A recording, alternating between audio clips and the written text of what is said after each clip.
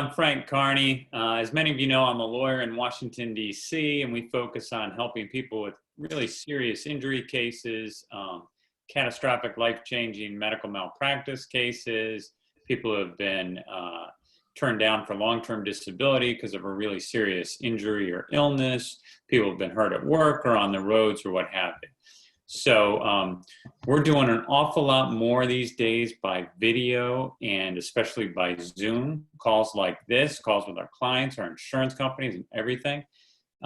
So I'm really looking forward to today's guest. What we always try to do is reach out to other professionals who can help, my clients and my friends, really learn about something that's topical, especially with COVID crisis that we're all kind of going through right now. So my guest today is Jerry Santos, and I've known Jerry for a long time, 10 years or so. He's a former award-winning CNN photojournalist. He's also the founder of Flying Squid Productions, a really cool company where he helps people and focuses on really helping people and small businesses tell their story through video. So welcome, Jerry. Thank you for having me. It's fantastic to be here. Can you tell us a little bit about your backstory, Jerry? What is it you do? How'd you get into it? From one of my earliest memories is wanting to be a filmmaker. The sheer power of motion pictures just grabbed me early on and made me see that it was something important, useful, interesting, and I just wanted to do it. And the way for me to get there was to go to work in television news. So I started, I literally started doing things like riding my bicycle to help produce city council meetings just so I could learn a few of the ropes. Having done that, I was able to get an internship at a little Spanish language TV station in San Francisco. Then I got an offer to come to the DC area and work at a little production company. Then I got a job at a TV station in Baltimore. Then I got a job at a TV station in Charleston, South Carolina. And I wind up senior photojournalist at CNN in Washington, DC, working at the White House, working in Congress, covering big political events, the conventions, interviewing vice presidents, first ladies. Never interviewed a sitting president. Covering Katrina, spending a month down there in New Orleans when all that awfulness was going on. It's been quite an adventure. Sounds like it. Now tell us a little bit about Flying Squid. So Flying Squid essentially has two components to it. If you need videography, if you need editing and you already know what is required, you can hire Flying Squid to perform technical services for you. And we will just do what you need done. The better part, the more interesting part as far as I'm concerned, is what's referred to in the business as script to screen. You come to me and you have a communications need, whatever that may be. You could be a very large corporation and you have something that you want to do for inward facing, outward facing. You could be an ad agency or a web designer that has a client that needs some sort of other messaging in the motion picture realm. And we work closely with those clients to figure out what's needed, what's appropriate, what can they afford to do under the circumstances, and we will build it from scratch all the way to delivery. And that really is terribly satisfying, and that's where I think that we can offer the greatest value to people who have communications needs, and everyone has communications needs. Oh, absolutely. I mean, we're seeing that, more and more. Those of us in small business, especially in my field in law, but in any small business, communication is critical at this point. And, such a large component of that now is video communication. How you look, how you sound, how you convey things, how you tell stories. So yeah, I really appreciate that. Jerry, tell us a little bit, let's talk a little bit about your approach to filming in general. What do you do? How do you approach things? Well, the first and foremost is simplicity. Don't overcomplicate things unless you need something more complex. Because if you look at the history of filmmaking, if you look at the most impactful films out there, they're single camera productions, and they're largely location productions. You can keep things very simple if you have a great story to tell. You only need a few shots, you need a little bit of dialogue, you need a little bit of monologue, and you're pretty much done. Think about Lawrence of Arabia. Lawrence of Arabia has a great shot here and a great shot there and some appropriate lines here, and you have one of the greatest pieces of cinema ever made. I'm not suggesting that any of us are going to be turning out a Lawrence of Arabia anytime soon, but I want to emphasize that it is conceptually and practically very simple to tell a great story if you have that great story, if you know how to find and develop that great story. And how do you do that? How do you draw people out? How do you tell their story? This might sound a little wishy-washy, but really what you have to do, you have to be empathetic. You have to put yourself in their shoes first and foremost. You have to get to know them. You have to treat them like human beings with respect, and find ways to find common ground, and to, through that common ground, elicit from them the facts of their situation and the facts of their emotional response to their situation. Everyone has a story. It's a simple question of making them know that you're interested in that story, letting them know that you're going to treat their story with respect and with dignity, and people will generally open up to that.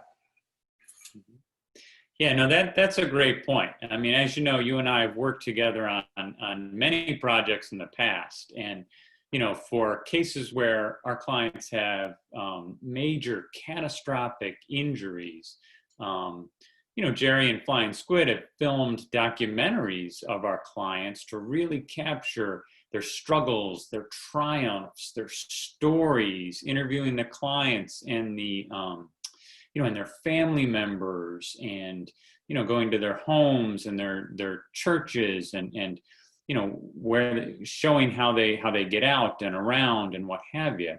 So it's very powerful storytelling. And so I've seen all your professional equipment, your lighting, your setup, all your attention to detail, Jerry.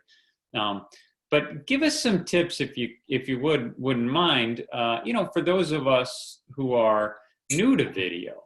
How can we kind of try to recreate some of that? Well, for the most essential thing is to learn the building blocks of cinema storytelling. What's a wide shot?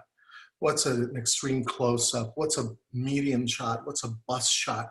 What's a reaction shot? You have an action and you have a reaction. Somebody drops a glass of wine on the living room floor, and the person next to them goes, "Oh no, let me go get a towel." Action, reaction.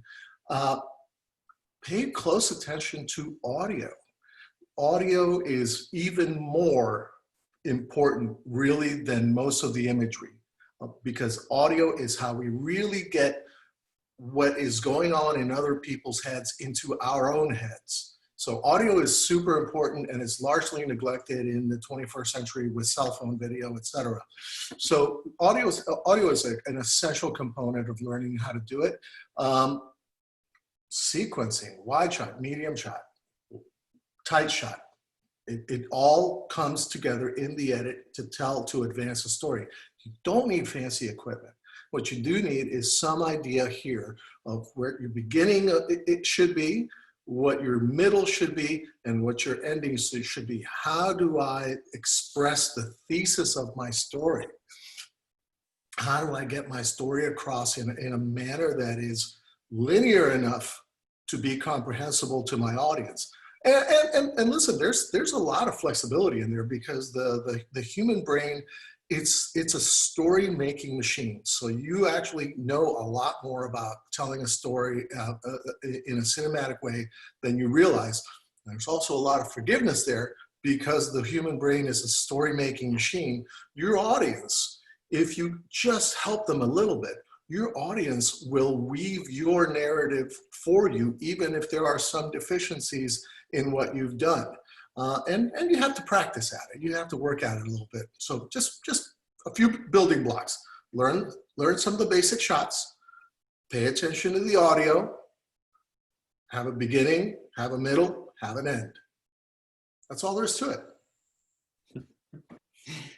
Okay, yeah, I mean, you make it sound simple. It sounds like, though, Jerry, that, a lot of this is in the preparation or the setup work, before the camera is ever rolling. I mean, is that fair? Sure, absolutely. It's all about the P's. Proper preparation prevents poor results.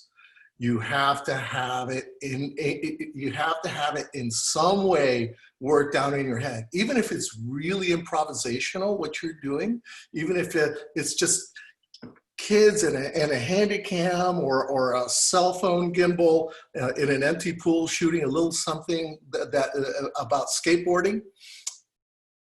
Have the shots in your mind, how you start, what's the meat of it, how you get out of it, and what's the story that you're trying to tell? Because if you're just showing kids jumping around on skateboards in the pool, it's not really a story. But if you have a narrative that you're weaving this around, now you got something. And so I think you made a good point about the audio being really important. But generally speaking, you can go through a little bit with us as to what's more important, what you have to say or how you look when you're saying it. Well, it depends on who you are, what your intent is for the audience, who your audience is.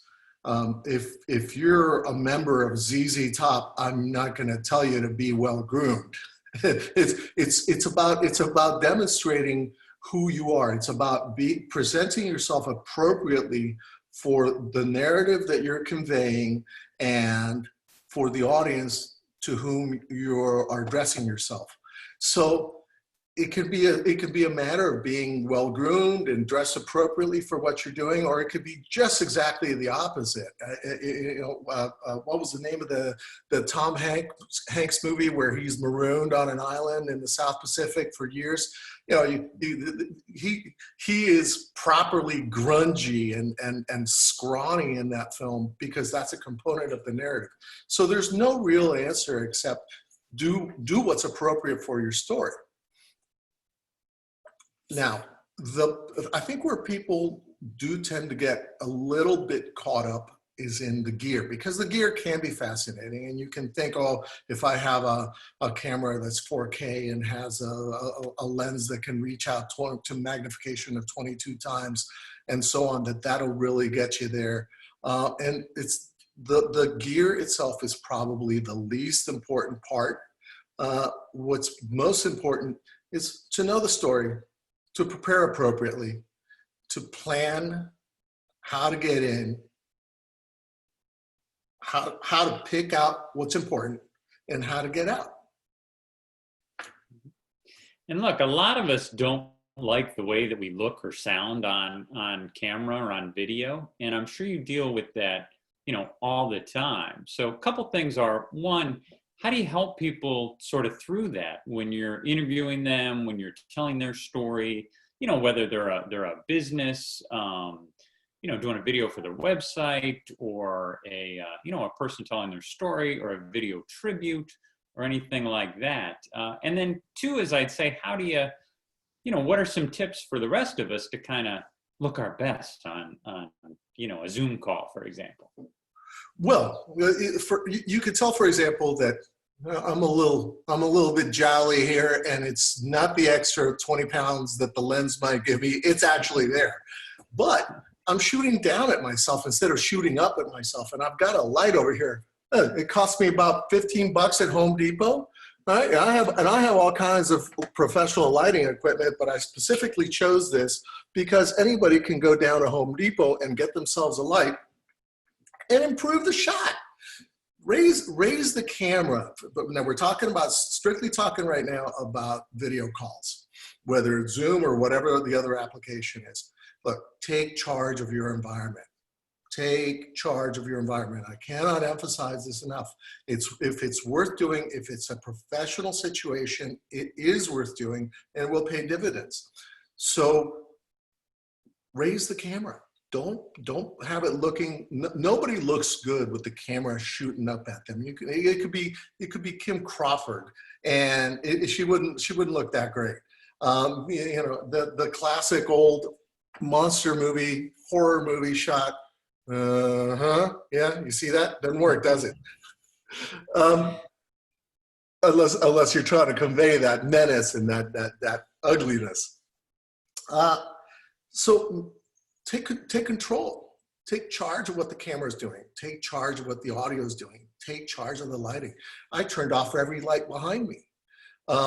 Today, it's kind of dingy outside. Otherwise, the camera, which I have no control over really here, I would with a professional setup, I would have no control of what's happening in those windows back there. But today, because it's dingy out, we're pretty good. I actually have this light set for quite a low setting, for a lower power setting, which by the way, gives me a lot longer battery time, which is a good thing. I set my, you asked me about how people can look good, but first let's lay the groundwork for them to not fail. I sent my wife and the puppies out for a walk. That's, take charge of your environment.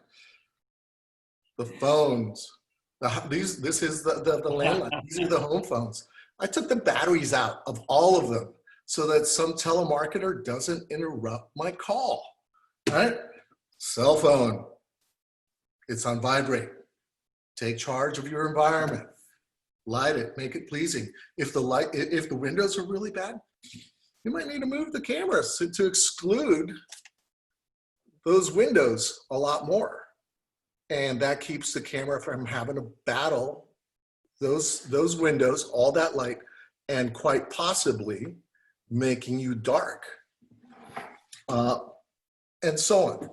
So how do you make sure that people look their best, and how do you make sure that they feel comfortable even when it's a difficult situation? And that's really tricky. In a lot of cases, especially in professional environments, you can apply makeup. You may have a hair person. You may have somebody in charge of wardrobe. If it's not a professional level situation where you have that kind of professional help, you have to make sure and talk to people in advance about what they should wear. You have to make sure and talk to them in advance if you can, because sometimes it's just not appropriate. To be groomed in a way that's appropriate for them.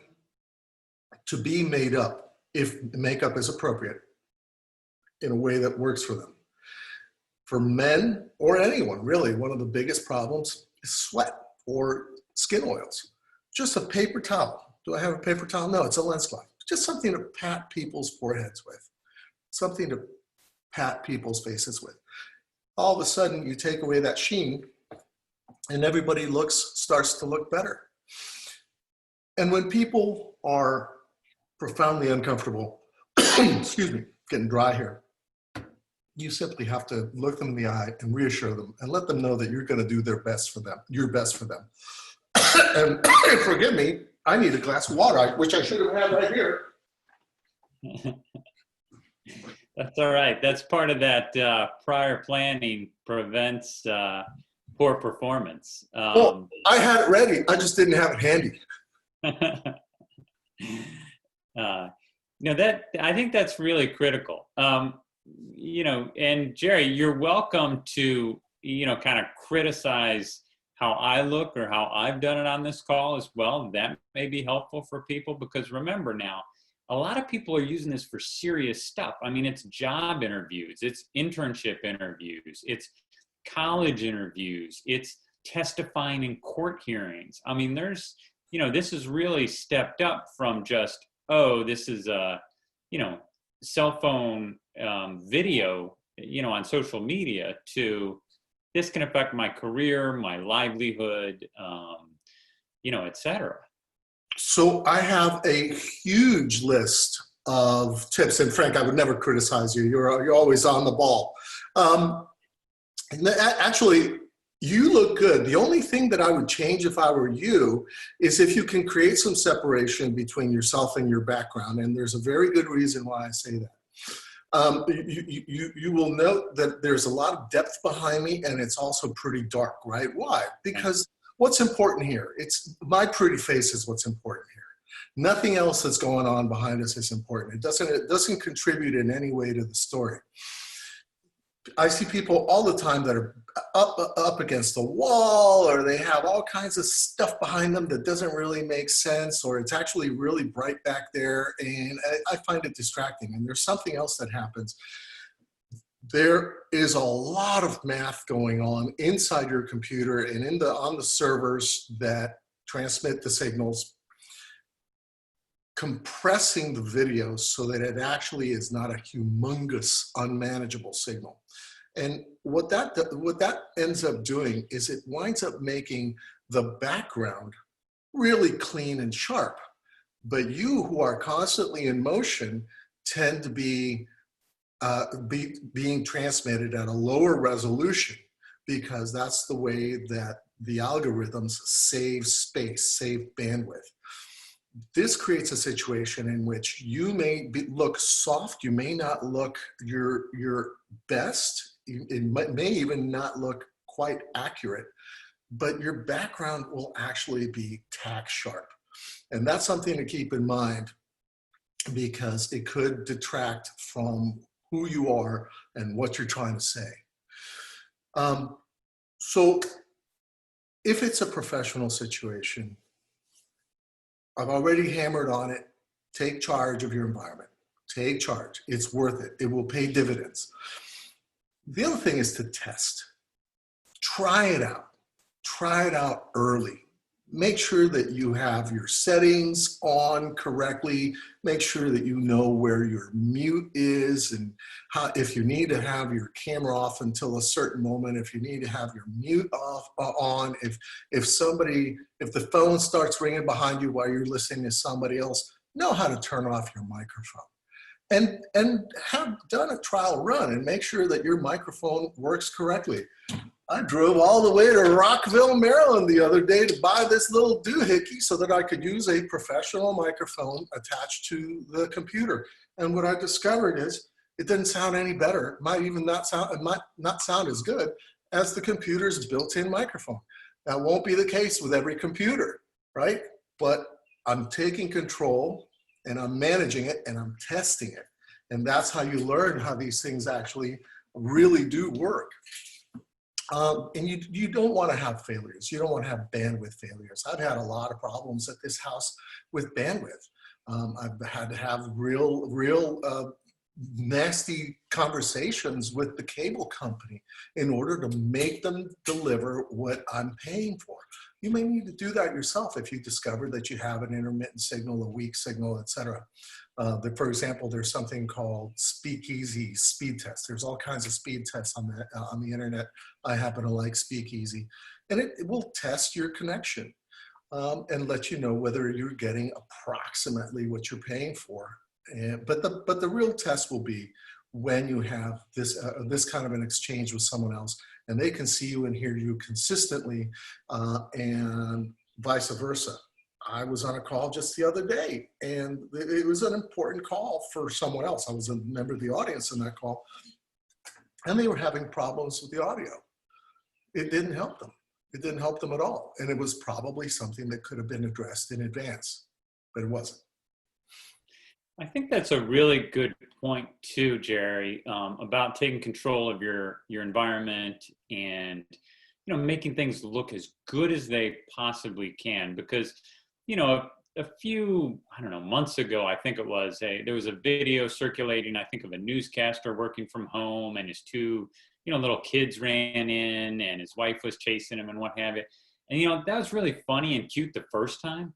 But now that with all the stay-at-home orders, with everyone who's sort of been on lockdown, we're doing this so much more now that I think everyone expects a higher level of, professionalism. I mean, they expect things to work and to be done right, and to you to take it seriously. It's not really just fun and games anymore. I mean, like we said, it's people applying for jobs, it's people testifying in, legal proceedings, that kind of thing. So the way that this thing comes off, it's a reflection of who you are. And if you manage it competently, it's a reflection of your own competence and thoroughness. And if you mismanage, easy for me to say, if you mismanage it, the same is true.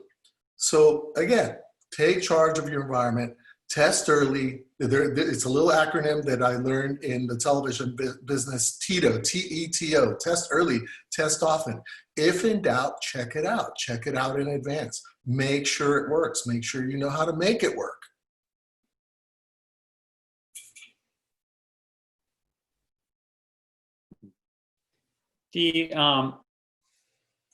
Jerry, couple of things. We've gotten, a couple of questions in advance. So I was hoping that I could go ahead and go through those with you from our participants. Yeah, sure, shoot. Okay. I'm not going to say who sent this in, but it says, I heard the camera adds 10 pounds. Is that true? And how do I take care of that? In my case, I think it's 20. Yeah, other than like diet and exercise, I'm assuming they mean. Okay. Oh, you stole my thunder there. So look, there's really not a whole lot you can do except that it's true. The camera does seem to put on some weight on you. What's crucial here is to make sure that you're not adding unflattering angles, that you're not adding unflattering light. Shoot down on yourself a little bit, or at minimum, shoot at yourself. Have the camera aimed at about your eye level or above. Mine's above because I need all the help I can get. Try to light yourself in a flattering way. Now, for this exercise, again, just a cheap little light from Home Depot, where I could have set up an elaborate broadcast setup, but not everybody has that, right? Most people don't. So I just picked something up that I thought would do the job and that anybody can go out and get nearby easily for next to no money. And it's getting the job done. It's giving me light enough for the camera to do its job, to not be fighting the windows behind me.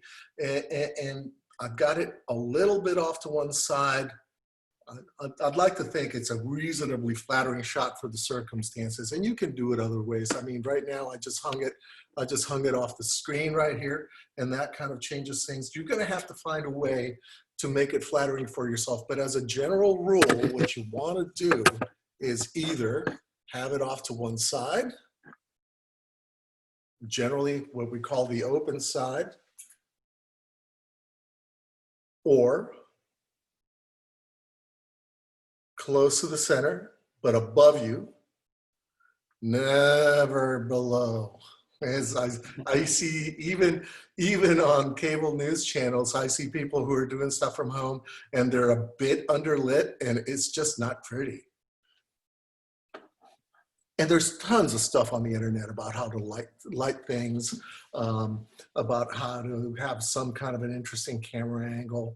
But really, you're kind of stuck with the fact that this illusion created by the lens and the screen comes about, that kind of tends to make people look a little bit heavier. And you know what? It's an equal opportunity thing. Yeah, that's a good point. I guess now that we're all on video, right? That everyone's doing, or everyone has kind of the same issue. It seems like everyone's on screen all the time now. Yeah. One of our other questions, Jerry, is similar to what you just talked about, I think. I've heard the camera should always be looking down at you. Is that true, and why? Well, for video calls, yes, I think so. I think I've already said it a couple of times. It's going to be the simplest way for you to create a flattering shot. But no, I mean, if you're talking about storytelling, if you're talking about trying to create something that is more cinematic, if you're out there with your cell phone, or if you're out there with a real camera and you're trying to put together a story that is going to be made up of a variety of different shots, you're going to want to vary the camera height quite a bit. You're going to want to go from way up high if you can get there, or down on the ground level if you can get there. And it's all driven by the creative imperatives. Do you have a need to show a large expanse? Do you need to show your character walking through an urban plaza or driving down a country road? That is something that is probably best served by a shot from up high overhead. Do you need to make your character look powerful, or put them in an environment? You may need to put the camera down at ground level on the sidewalk while they come through Times Square, but looking strong. The camera positioning, it has very, very simple tendencies. In general, if a camera is looking down on a person in a cinematic story, it can diminish them. It can diminish their power, but that also depends on who else is in the shot. If you're looking up at them, it tends to increase their stature, your emotional response to how powerful, how important they are. But now we're getting into a whole lot of subtleties. If we're just talking about people trying to look their best on video calls, absolutely shoot down on yourself a little bit. And if you look at the way that, for example, a nice 60 minutes interview is shot, whether it's with a movie star or somebody important from politics, the camera's always above their eye line, always. Mm-hmm. I love that. Just straightforward advice in answering that question. One other question we've got, Jerry. When everyone has an iPhone, does it really matter if you have a professional take pictures of you? Absolutely, yes. Who is best able to, number one, there is a great skill to posing people. There's a great skill to looking at an individual from the outside and finding a story to tell about them. A portrait isn't just a shot of a person. A portrait is a narrative, or a portrait should be a narrative. And if you are skilled and practiced in discovering and eliciting poses, situations, locations, compositions of a photograph, you can do your subject much more service than you would by simply going down and getting a nice passport picture taken with a professional level camera. But it's still just a passport picture. It's still a portrait, but it doesn't really say anything about you except what you basically look like.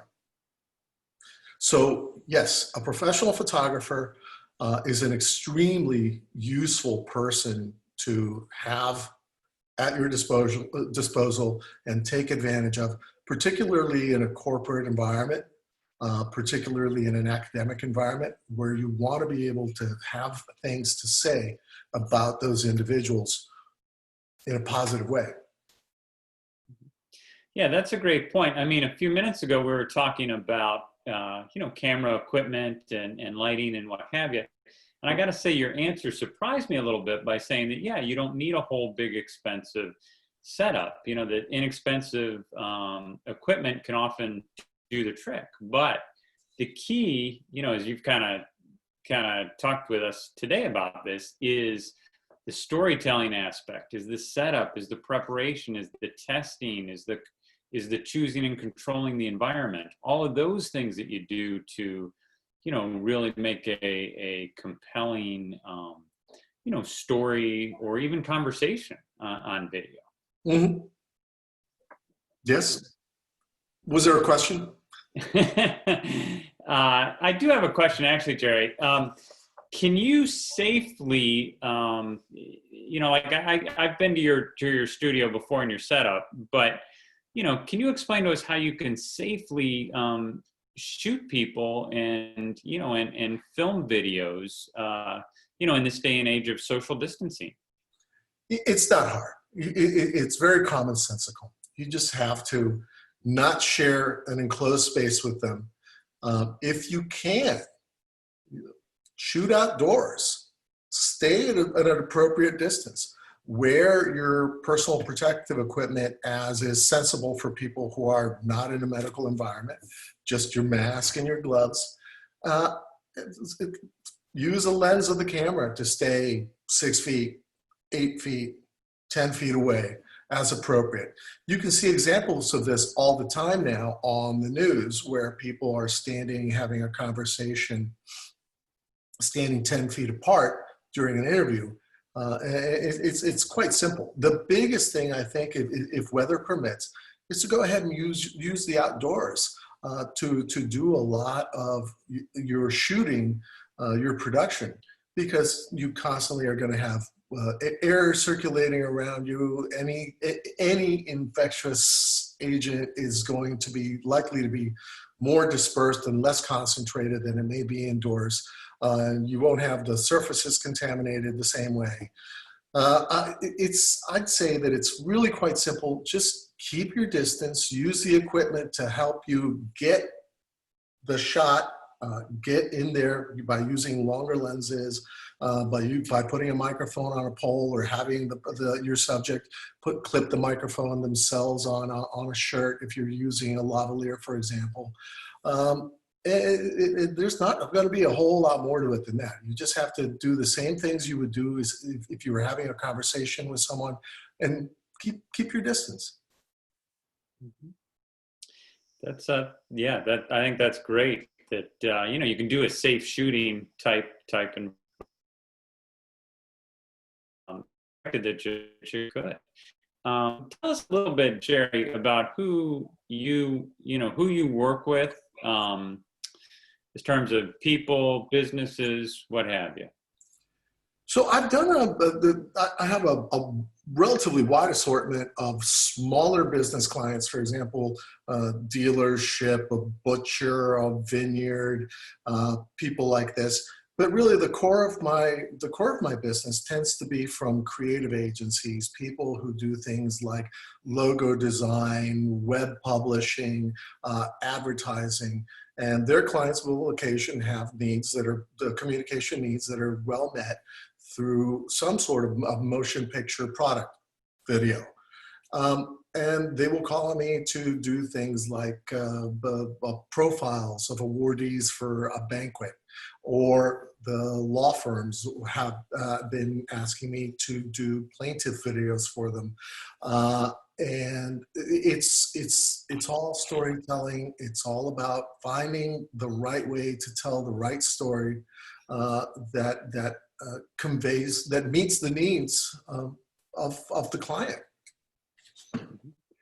Okay, so yeah, Jerry, you've obviously got the technical expertise, the experience, the ability to tell stories and to draw people out. Can you work with people as well as far as coaching them, on how best to present themselves on video, working with them, to help them through sort of an interview process, or any significant issue these days that's a relatively new thing?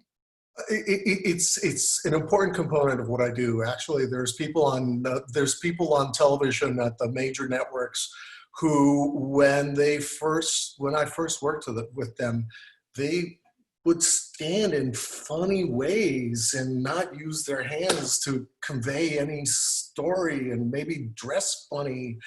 And you very respectfully and very gently start giving them a little bit of guidance here, a little bit of guidance there, and bring them into a better situation, because it's an unnatural thing to be on camera. It really is. If you haven't tried to be on camera in any kind of a serious way, in any kind of a setting where you know inside that there's a significant audience and there's something at stake, it is actually nerve-wracking until you get used to it. So you have to keep that in mind. I learned a long time ago to just approach things in a very simple way, in a very low-key way, and I only address things that really have to be addressed. And I always address things in a very, very simple and straightforward way. Just try to find the absolutely most minimalist ways to manage the way that a person is performing, that a person is delivering, so that they don't have a lot more new things to think about, because they're already thinking about what they have to say. They may be very self-conscious and so on. So yes, it's an important part of what I do. Coaching people is an important part of what I do. Coaching them appropriately, whether it be attire, whether it be the need for makeup, whether it be diction or accent, the way that they stand, the way that they use it or don't use their hands, et cetera, et cetera. These are all things that are an important part of being a professional storyteller, being a professional camera person. And you learn to do it well over time. Absolutely, and a professional communicator, I'd add to that. So how can people talk to you or reach out to you if they have questions, or they want to become a better communicator, they want to look better on video, they have a small business that they want to do video for, they have an interview coming up, or what have you? How can they best reach you, Jerry? Well, the first thing that I would like for anyone who's interested in doing this kind of thing to do is to just go on my website and look at the portfolio there. You're going to see both motion picture work and stills photography, all of which are designed with some kind of a communications objective in mind. And look at the style, look at the use of color, look at the variety of shots that are used, look at the audio, listen to the audio, and get a feeling for whether I'm the kind of person who can convey what you need done, who can get done what you need done. But honestly, I'm pretty flexible. So if there's something that doesn't quite click right then and there, we should at least talk about it. So my website is flying-squid.com. So flying like a bird, squid like calamari with a hyphen in the middle.com. And you can always reach out to me through the website, or you can email me, jgsantos@mac.com.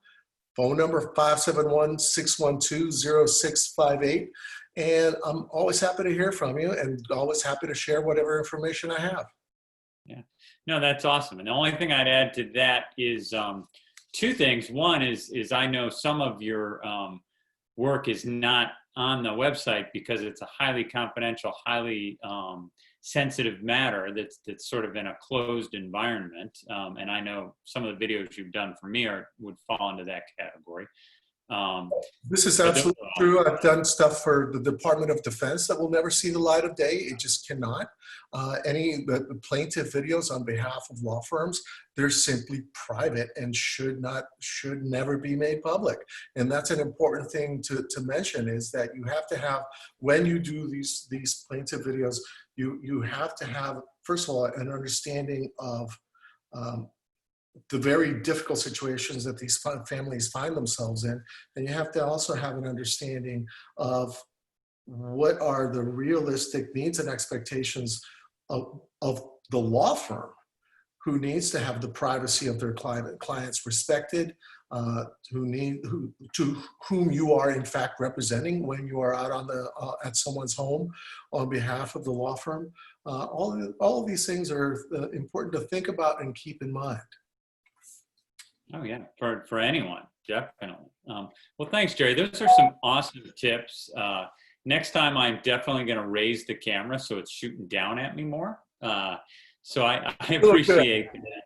and any of our clients or friends who are watching, you can always call us at 202-393-3320. We'll put you in touch with Jerry as well.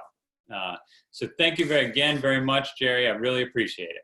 It's been an absolute pleasure. I could go on. Are you sure you want to finish? Hold on. I have one more. Let's keep this one in mind. All of us. Go ahead. Everyone wear pants. I love it. That's right. Wait, that's a great ending. So true. All right. Thanks, Jerry.